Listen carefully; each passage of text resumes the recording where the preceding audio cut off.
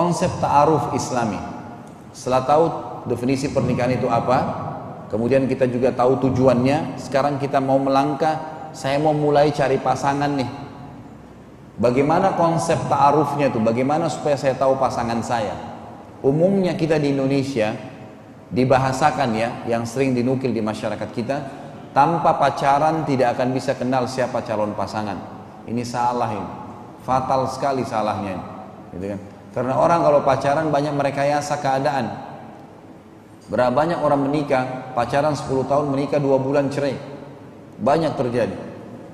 Baik Ustaz, kalau begitu bagaimana caranya saya bisa mengenal pasangan saya ini tanpa pacaran? Ada konsep agama, lakukan dan kenali 3 poin. Tidak usah pacaran, 3 ini saja. Ini sudah rahasia umum dalam agama kita. Yang pertama, kenali fisiknya. Maksudnya adalah sabda Nabi SAW, lihatlah sesuatu yang menarik dari calon pasangan kalian. Kita disunnahkan melihat, dan simbolnya adalah wajah dan telapak tangan. Jadi makanya wanita boleh dilihat wajahnya dan telapak tangan. Ulama fikih, ini pendapat ulama yang mengatakan wajah itu adalah simbol dari kepala sampai ke perut, dan telapak tangan adalah simbol kemaluan sampai ke kaki. Itu sudah cukup memberikan gambaran. Dan ini semua sudah umum ya. Semua orang melakukan, yang beriman pada Allah melakukan masalah ini. Tidak butuh harus buka di lehernya ada tai lalat nggak, lihat betisnya, lihat pahanya, ini semua nggak ada dalam Islam. Yang ada cuma seperti itu. Kata Nabi SAW, lihatlah dari calon pasanganmu. Ibu-ibu juga bisa melihat laki-lakinya. Sesuatu yang menarik untuk kau melangkah menikah. Patokannya adalah wajah dan kedua telapak tangan. Yang kedua adalah kenali keluarganya. Secara global, di dalam buku-buku fikih kita dijelaskan bahwasanya keluarga ayah itu akan menurunkan fisik kepada anak keturunan kita. Keluarga ayah si istri, keluarga ayah si suami. Bagaimana umumnya postur tubuh mereka, maka itulah postur tubuh anak-anak kita nanti. Dalam hadis Bukhari disebutkan bahwasanya ada seorang laki-laki, dia kulit putih, istrinya kulitnya putih. Begitu menikah, hamil, melahirkan yang keluar hitam kayak Afrika. Apa yang terjadi? Si suami bilang sama istrinya, kau selingkuh. Gak mungkin, saya putih, ini putih kok keluar hitam. Si istri bilang, demi Allah saya gak pernah disentuh sama orang lain kecuali kamu. Ini kalangan sahabat ya. Maka si suami pergi ke Nabi SAW, ya Rasulullah, kejadiannya begini. Kata Nabi SAW, apa kau punya unta? Ditanya si laki-laki. Kata laki-laki itu, iya ada. Warna apa untahmu itu? Kau punya jantan sama betina? Iya ada. Warna apa induknya itu, jantan betina itu? Dia bilang warnanya coklat. Umumnya warna coklat kalau unta. Coklat kemerah-merahan. Lalu kata Nabi SAW, apakah unta betina dan jantan mempunyai anak-anak? Kata dia, iya. Apakah semua sama warnanya dengan orang tuanya? Kata dia, tidak. Bahkan ada yang warna hitam, ada yang warna coklat tua, ada yang coklat muda kulitnya, bulunya. Kata Nabi SAW, kenapa itu terjadi?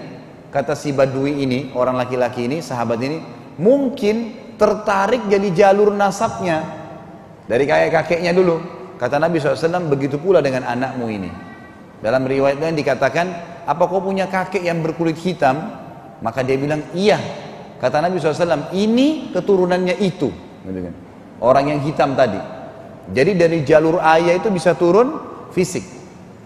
Jadi jalur ibu, ibunya suami atau ibunya istri, itu terwariskan karakter, sifat secara umum. Jadi kalau dasarnya keluarga ibu istri kita ini atau ibu suami kita ini pemabuk lah, foya-foya lah, hidupnya tidak benar, itu karakter umum keluarga itu, bisa terwariskan itu. Maka harus hati-hati melihat keluarga di sini, dan jumhur ulama sudah sepakat mengatakan kondisi keluarga ini sudah menjadi sunnatullah, sebuah sistem yang Allah ciptakan begitu. Yang ketiga, kenali lingkungannya. Misal kalau kita lagi mau menikah dengan seseorang, boleh dalam Islam bertanya, tapi yang dihalalkan dalam agama tidak boleh berdua-duaan, namanya khalwat. Tapi boleh bertanya via SMS, via telepon, via WhatsApp, via email, tanya. Misal pertanyaan-pertanyaan sederhana, kamu kalau liburan weekend, kegiatannya apa? Misal ibu-ibu tanya, jawabannya si calon laki-laki ini, oh saya kalau weekend ke bar sama teman-teman saya. Oh saya ke karaoke nyanyi-nyanyi sampai jam 2. Oh saya duduk di pantai Ancol. Kira-kira sudah bisa nilai belum orang ini? Kalau laki-laki tanya, kamu kalau weekend kepada calon istri ngapain? Oh saya kumpul-kumpul sama teman-teman saya kesini dan ke situ. Habisin waktu di mall, sudah bisa menilai. Kira-kira seperti apa nih? Secara lingkungan saja, ini secara umum ya. Hobi dia apa yang dia lakukan di waktu-waktu dia kosong. Setelah itu tanya secara khusus, kamu kerja di mana? Kalau dia bilang kerja di pabrik bir, kerja di pabrik rokok, kerja di mana, kita kan sudah bisa nilai pendapatannya halal atau enggak nih. Oh iya, saya buka butik. Oh saya usaha ini. Oh saya punya rumah makan misalnya. Jadi dia dari situ kita bisa mengetahui. Dan 3 poin ini sudah cukup. Sesuatu yang menarik dari fisik patoknya adalah wajah dan telapak tangan. Umumnya keluarganya kita kenal karakternya, si keluarga ibunya dan keluarga ayah adalah mewariskan fisik. Dan yang ketiga lingkungan dia. Dia kerja di mana, dia kuliah di mana, hobinya kalau pada saat waktu kosong kerjain apa saja. Cukup pertanyaan itu, nggak usah lama-lama. Makanya para sahabat itu kalau mereka mau menikah, mereka hanya mengambil globalnya 3 poin ini. Dan mereka tidak pakai ditunda. Setelah tahu langsung melamar, langsung menikah pada saat itu. Segera, tidak ada sesuatu yang berat dalam pernikahan. Karena itu seperti sebuah ibadah, tidak mungkin ditunda. Ini konsep ta'arufnya. Sedikit ingin saya titik beratkan di sini. Saya ingin berikan wacana dulu. Sedikit saya sisipkan memang dalam tulisan saya tentang masalah konsep gender dalam Islam. Jadi banyak orang-orang orientalis nih, orang non-muslim yang pusatnya di Kanada. Ada teman saya kiai di Madura, tamatan sana, ambil doktor di sana gitu. Dan dia cerita sama saya di sana itu ada profesor, ada doktor, hafal Quran, hafal ribuan hadis, tapi orang Nasrani, orang Yahudi. Mereka memberikan beasiswa ke negara-negara Islam. Kalau kita Indonesia UIN yang dikasih, yang lulus S1 cum laude, skripsinya bagus, silakan lanjut S2 beasiswa di Kanada. Kemudian dia di sana belajar agama Islam dari orang-orang orientalis ini, orang non-muslim yang sudah belajar Islam. Lalu kemudian pulang, lahirlah seperti jaringan Islam liberal, mengatakan Quran saatnya direvisi, boleh nikah lintas agama, semua orang buat baik bisa masuk surga, dan beragam macam syubhat yang mereka lemparkan. Salah satu yang mereka lemparkan ke tengah-tengah umat Islam, Islam ini mendolimi wanita. Kenapa wanita disuruh pakai jilbab? Kenapa nggak dibebasin saja? Mau pakai baju apa terserah, gitu kan?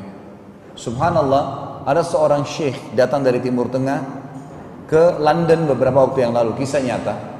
Kemudian dia diminta ceramah di salah satu Islamic community. Setelah dia ceramah, ternyata ada satu anak muda Nasrani mau masuk Islam, datang ke tempat itu. Mereka minta syekh bisa sekalian masuk Islam kan enggak? Dia bilang bisa. Lalu pada saat mau dituntun syahadat, dia bilang, syekh sebelum saya syahadat, saya punya 2 pertanyaan dulu. Yang pertama, kenapa kalian muslim ini menyuruh wanita kalian pakai jilbab? Kenapa harus pakai jilbab? Apa alasannya? Padahal kan rambut itu bagus, indah, kenapa nggak diperlihatkan? Kenapa nggak seperti wanita umumnya di Eropa ini?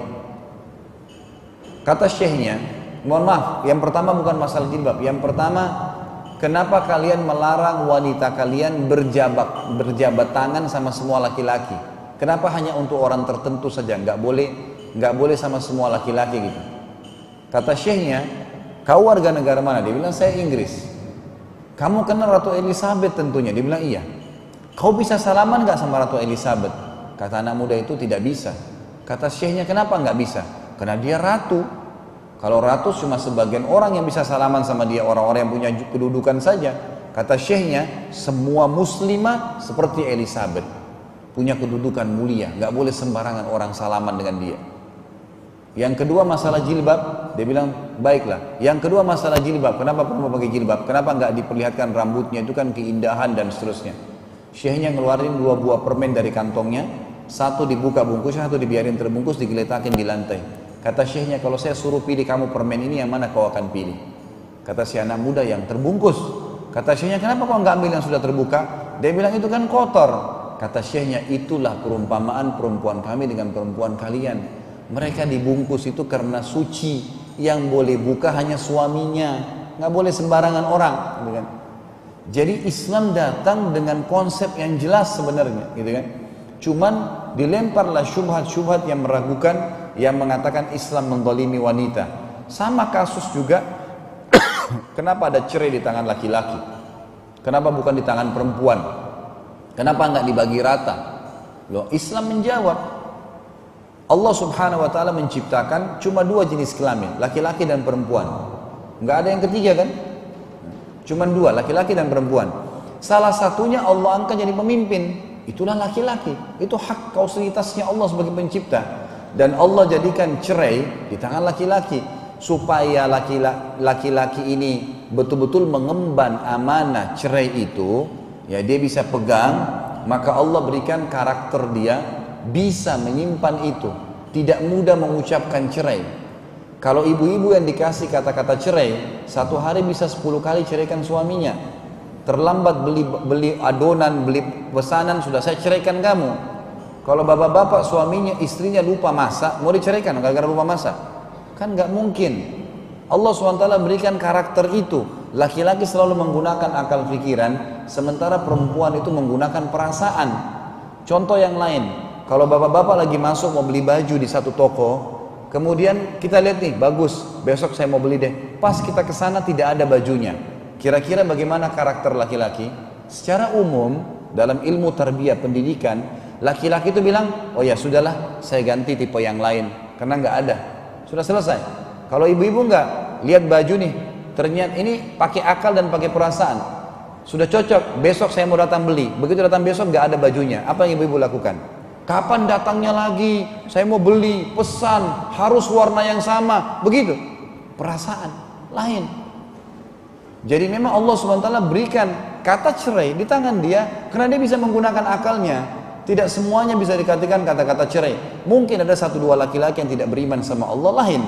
Tapi umumnya laki-laki itu pasti bisa lebih menenangkan suasana dulu, bisa memberikan jalan keluar dulu, solusi dulu, seperti itulah. Ya. Kemudian ada sebuah hadis yang mulia Bapak Ibu sekalian, yang luar biasa nih. Ya, sebenarnya ini cukup panjang lebar contoh-contohnya. Kalau diikuti manajemen rumah tangga Islam itu ada 4 jam, 4 sampai 5 jam tablik akbar di Malang kemarin. Dan kalau Bapak Ibu sudah ikutin Wesal TV, saya penasehat di sana dan memang ada dijual sama teman-teman Wesal TV DVD manajemen rumah tangga Islami. Kurang lebih 4-5 jam tablik akbar. Ini contoh gender banyak sekali saya jelaskan di situ. Tapi mohon maaf karena ini waktu tidak bisa saya jelasin semua. Saya langsung masuk ke hadis yang mulia. Ada ini intinya sebenarnya. Yang saya bilang belum saya sebutkan itu cuma contoh-contoh banyaknya. Ada hadis yang mulia begini, luar biasa. Hadis ini sahih riwayat Imam Hakim dalam kitab Mustadraknya. Ada seorang sahabiat Nabi perempuan, setelah Nabi Muhammad SAW selesai sholat asar, lagi zikir habis sholat, dia berdiri di saf perempuan, lalu dia mengatakan, ya Rasulullah, dengan suara terdengar. Kata Nabi SAW, balik, iya. Perempuan itu mengatakan, saya adalah utusan seluruh wanita di Madinah, seluruh wanita di Madinah. Dan saya ini, kami ini, kaum wanita, punya unek-unek nih, punya penyampaian yang mau disampaikan. Bisa nggak saya sampaikan?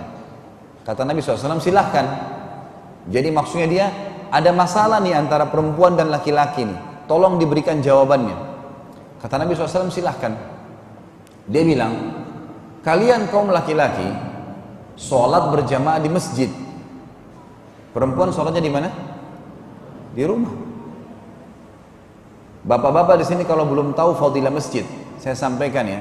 Kata Nabi SAW, kalau seseorang ke masjid, pergi aja sholat 5 waktu itu, dibangunkan satu istana di surga. Kalau dia pulang dari masjid ke rumahnya lagi, dikasih lagi satu istana di surga. Ke masjid saja 15 menit, pulang pergi 2 istana. Ini bukan di Menteng, bukan di mana wilayah yang mahal di muka bumi, di istana di surga hanya sholat.